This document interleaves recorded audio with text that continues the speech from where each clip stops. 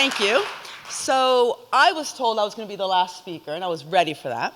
But when I came in, they said they were going to bump me up by 2, because they saw my slides, which had a bit too much economics. And they were convinced I might bore you to death, so it's better to bore you in the middle. And then I managed, I don't know how, I think because I had 2 quick glasses of wine, to convince them that actually it was going to be an incredibly exciting and positive and optimistic talk, so I got bumped down again. So I've got some pressure here to make sure that that holds. Oh, clicker, here we go. And I've noticed that none of the speakers have drunken a sip of this 1 glass of water. Is that right? None? Good, so that's mine.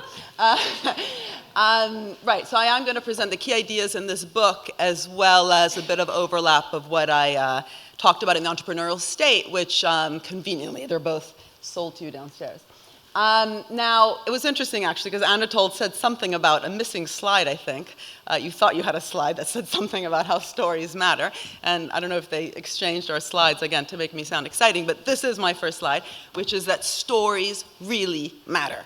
And I want to argue that the way that we currently are narrating, literally through the discourse, the vocabulary that we use, believe it or not, across different political parties and across different segments of society, so from the media to politicians, but also how normal people talk about things like wealth creation and value, is a huge problem. And in fact, it's allowing some of the biggest dysfunctions in the economy, which is related to who's currently ruling, in terms of just think of the 1%, 99% debate, to stick with us, even after the financial crisis, when there was so much will for change, but actually so little has happened in terms of reforming the system. So the sort of key takeaway is that how we talk about where wealth comes from is just as important as something very important that Piketty talks about, which is why we need to really rethink how we're taxing wealth. But I believe that unless we accompany more progressive forms of redistribution in terms of taxation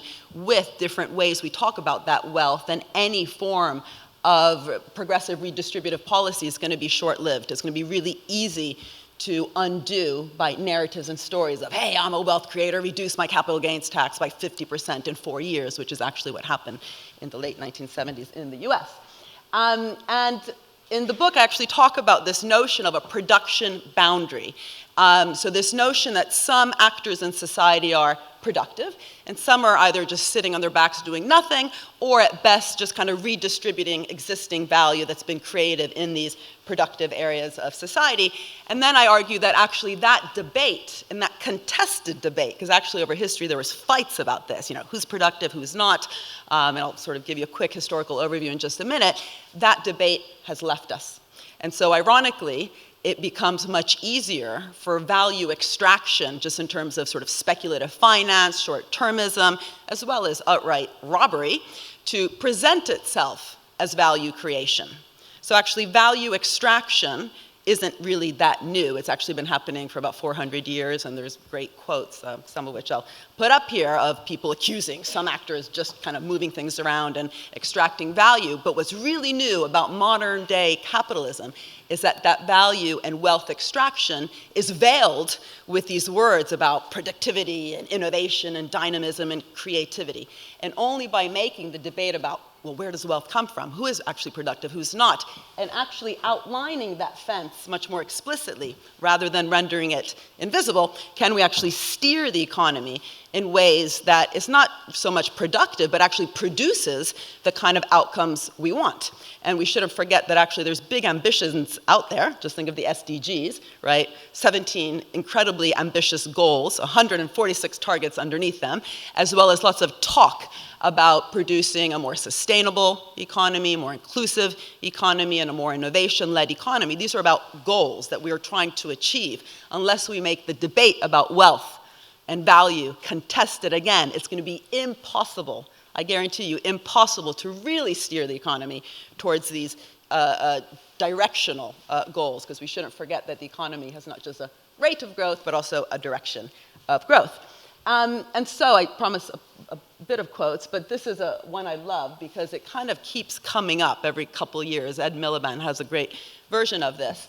So this is Big Bill Haywood in 1929, during the big crash. He was founder of one of the first US trade unions, who was just really explicit about this whole kind of who's making, who's taking, and why are all the people who are actually making and digging out the gold making hardly any money compared to those who are just trading it, right? So the barbarous gold barons, they did not find the gold, they didn't mine it, they didn't mill it, but by some weird alchemy, all the gold belongs to them. So this is, again, just recall Ed Miliband's talk about productive versus predatory capitalism, where he was too bad, I think, told to shut up quickly because that wasn't embracing of the wealth creators. He was actually told that by his own Labor Party, whereas I think that that actual discussion he was trying to engender was actually a really interesting one that could have actually forced politics in this country to talk about some interesting things.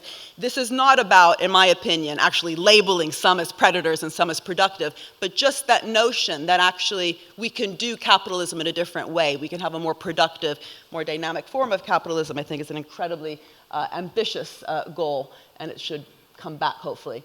And anyway, these stories about who the value creators are everywhere. You hear about them all the time, whether or not you frame it in the way I'm framing it today. It was quite extraordinary, actually, that right after the financial crisis, Lloyd Blankfein, the CEO of Goldman Sachs, actually dared to say that the workers of Goldman Sachs were the most productive in the world, after there was lots of evidence of how some of the investment banks, including his own, had contributed to causing the crisis. So this kind of arrogance, this confidence, right, that you're seen as a productive force in society. And so yes, of course, Goldman Sachs, the bankers, the investment bankers, are such a productive, important force, even after all the documentation of how they had been a huge problem. Google's logo, it's saying that, you know, we do no evil. The kind of obvious thing is we do good. We do good things. We are not just wealth creators, but we're doing great things for society. This is also part of a storytelling. During Brexit, both the pro and the ones who wanted to remain and the ones who wanted to leave, once it started to look like it was happening, of course, immediately said, oh, we better be careful that it doesn't actually affect some of the most productive parts of the economy, so we need to ring-fence financial services. Pharmaceutical prices, I'll get to this also towards the end, just to nitpick at it, it's quite extraordinary that even though many people in the world die, not because they're sick, but because they can't afford very high prices for essential medicines, the way that this has actually been justified is, again, through a type of narrative and vocabulary around value. There's actually something called value-based pricing, which is used by the sector to justify prices that are often thousands of times higher than the underlying costs of the drugs, and the opposite sort of storytelling around the state and all the government institutions, no matter how much you might like things like the BBC or the NHS or the Open University, this narrative that actually value is produced in business. Wealth is produced in business, and at best, the public sector can sort of facilitate, enable, de-risk, or fix market failures inside the private sector. That's a story. That's a story with all sorts of vocabulary that we tell about where value creation can come from. And again, the notion that you can at best redistribute from a public standpoint value that's created elsewhere.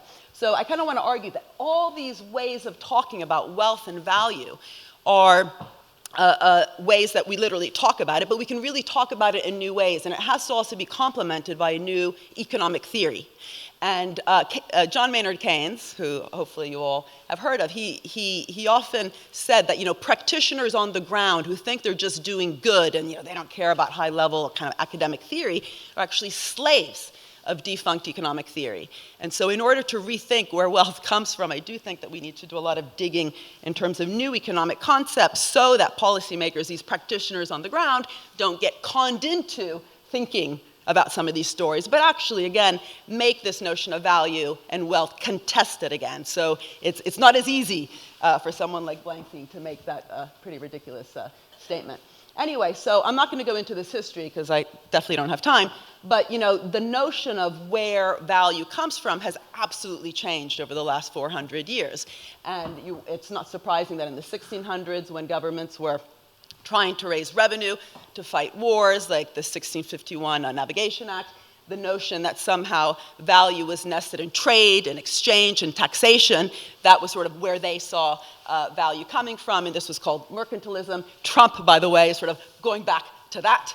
thinking that somehow you can just put up trade barriers and that's going to create value for great old America. The physiocrats writing during the agricultural times when many countries basically got all their value from farmland. It's not surprising that they thought value was very much coming from farming labor. Again, much more complex than that. They even had the first Excel sheet ever, I think, through the Tableau Économique. The classical economists, and by that I mean people like Adam Smith, David Ricardo, and Karl Marx, who were writing during the period of the Industrial Revolution, said, no, it's labor, it's the factories, it's how we organize manufacturing. So Adam Smith, you probably know, wrote all sorts of interesting things around the division of labor, his famous pin factory example. So he very much nested his understanding of where value came from in terms of what actually happened in the factory. And the big change, and this is sort of where I concentrate some of the analysis, the critique, but also the new thinking that I think is needed, is how neoclassical economics, which is the name of sort of mainstream economics that we teach in economics departments all over the world, kind of reversed also the logic. In the classicals, there was this idea of value, okay, which was very much nested in terms of how they understood production, technological change, division of labor, and they used that then to come up with a theory of price.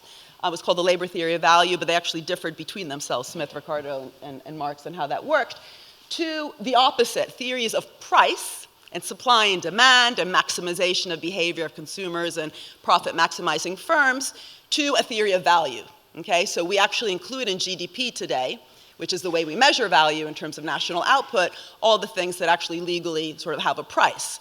And this notion that supply and demand in terms of how much you want something also reveals how much you value it, is also the way that neoclassical economics, for example, looks at wages, right? So wages, instead of being understood in terms of the class struggle and all the structural conditions around that, including labor's bargaining power, which was very much within the classical analysis. In neoclassical economics, they talk about preferences of leisure versus work as being a central factor of the determination of wages. So this kind of individualization, subjectification of value is a big change. I did have one quote. I had all sorts of other quotes, but I don't have time. But I just thought this was a very nice quote, just to give you a sense of how Adam Smith talked about it. He obviously had had a terrible experience at the opera somewhere, because when he wanted to say, you know, who were the unproductive members of society, unlike workers, he had two different types of opera workers. So opera singers and opera dancers are completely unproductive, but also basically everyone in this room. So, you know, lawyers, I'm sure, show of hands, lawyers, doctors, men of letters, that's us, professors, players, buffoons, musicians, and all these opera folks. Anyway, it's quite extraordinary just how much attention he paid to this whole notion of productive and unproductive. I'm going to skip ahead. Now, what I want to argue is that when this boundary becomes much more fuzzy and almost disappears because of this massive change in logic from value to price, to one of from price, as long as you desire something and it has a price, to value, absolutely made this boundary fuzzy and enabled then these stories of, oh, I'm a wealth creator, including all the talk about things like shareholder value, and in fact, value going from economics departments to business schools, where we talk about value chains and shareholder value and value-based pricing, to kind of take over and make it really difficult, actually, for policymakers to distinguish, is this really creating something new, or is it just moving things around? And I just want to kind of go over very quickly, I think I have 3 minutes left, 4 massive implications of this, and how this is actually related to some of the biggest dysfunctions we have in modern day capitalism. And that's basically how we account for things, so GDP. I'm literally going to give you the one line kind of bullet point on these things. How we govern companies, okay, so corporate governance. How we price things, like pricing drugs.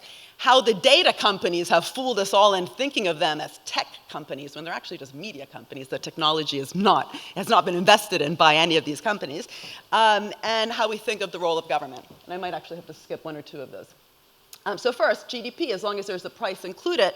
So this both throws up really odd things, like if you marry your cleaner, GDP goes down, because, you know, someone was being paid to clean your house, and now you've married that person, man or woman, you're no longer paying them, so bang, down goes GDP.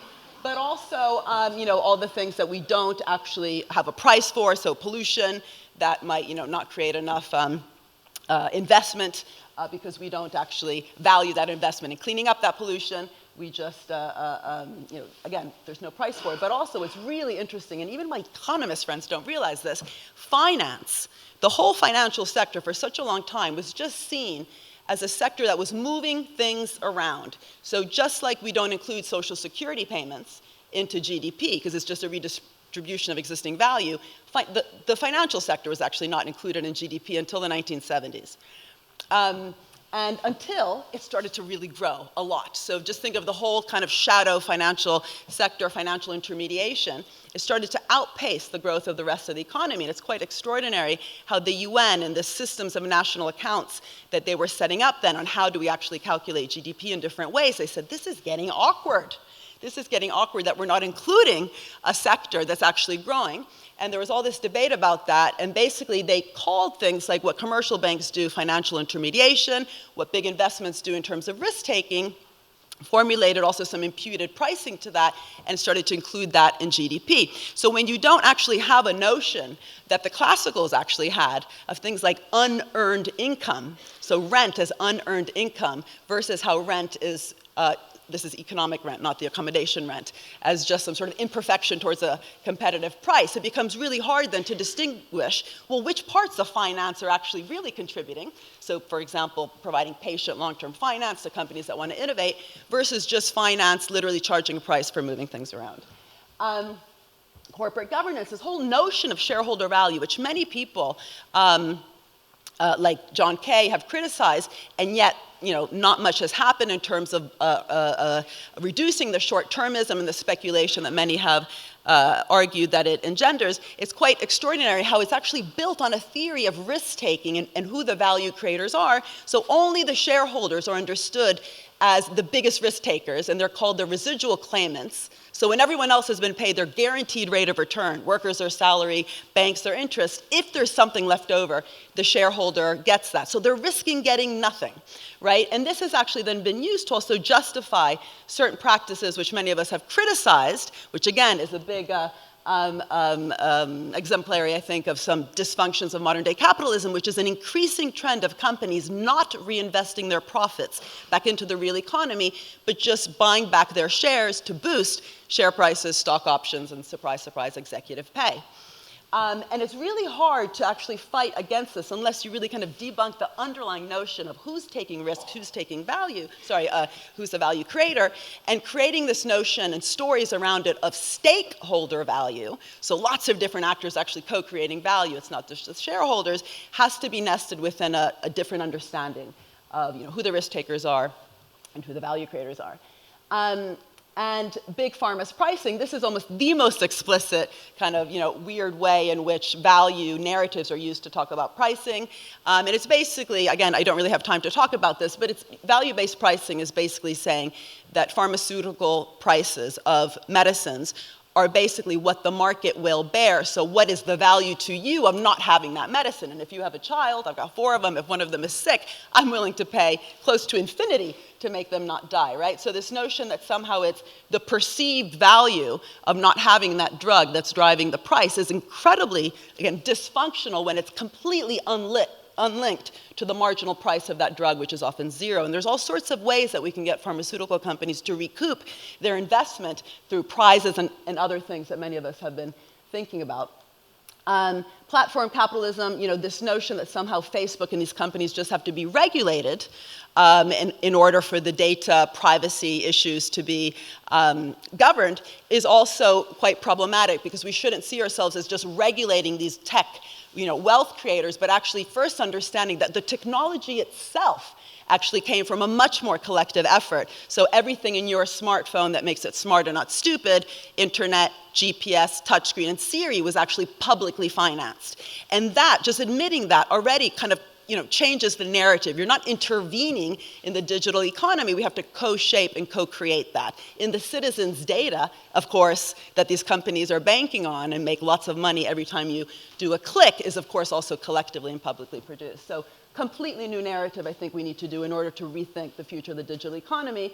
And the opposite of what happened with finance happened in government, which is the stories about wealth creation, which then drove the rise of the financial sector. It's quite extraordinary that the way we account for GDP doesn't even allow us doesn't allow us to account for the value that's actually created by different services that are free. We only look at the salary, say, of teachers that goes into GDP, not the actual value that they're creating. And this, of course, affects, and philosophers talk about this as performativity, how we judge the performance of something, then affects what those actors do, which feeds back into the storytelling and the narratives and the theories about it. And governments have actually accepted this narrative that at best they can facilitate the existing value that's created. What to do, this is my last slide, we absolutely have to rethink this stuff. Value is collectively created. We have to re-debate where does value come from between these different collective actors, as opposed to sort of buy into the, labor has to be business friendly because value is created within business. Business, public sector, third sector increasingly, but citizens themselves are co-creating value. What does that then mean for the relationships we set up? Markets themselves are outcomes of that. You don't fix a market, you think about what kind of markets and what kind of outcomes do we want and how they can be co-shaped and co-creative. And instead of going back to this old style production boundary, you're productive, you're predatory, you're in, you're out, why don't we actually really rethink how to reform finance to make it more productive? How do we actually get it to do what Minsky talked about in terms of the capital development of the economy? We need to de-financialize the real economy by getting companies to reinvest more of their profits back in, de-link drug prices from the perceived value towards much more concrete measures of both the value we want from a care system, but also the costs. And ambitious public policy to co-create the value through regenerating this notion actually of public value and public purpose, which strangely is really strong in philosophy, but in economics we don't even have the word public value. At best we talk about public goods. And if we want a more caring economy, a greener economy, and what some people call a circular economy, we are not going to get there without rethinking this concept and allowing it to be less captured and more contested. Economics of hope.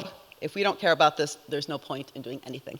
And I think because we're all in this room talking about these interesting things, we do care, and we have to bring it back to the center of how we talk.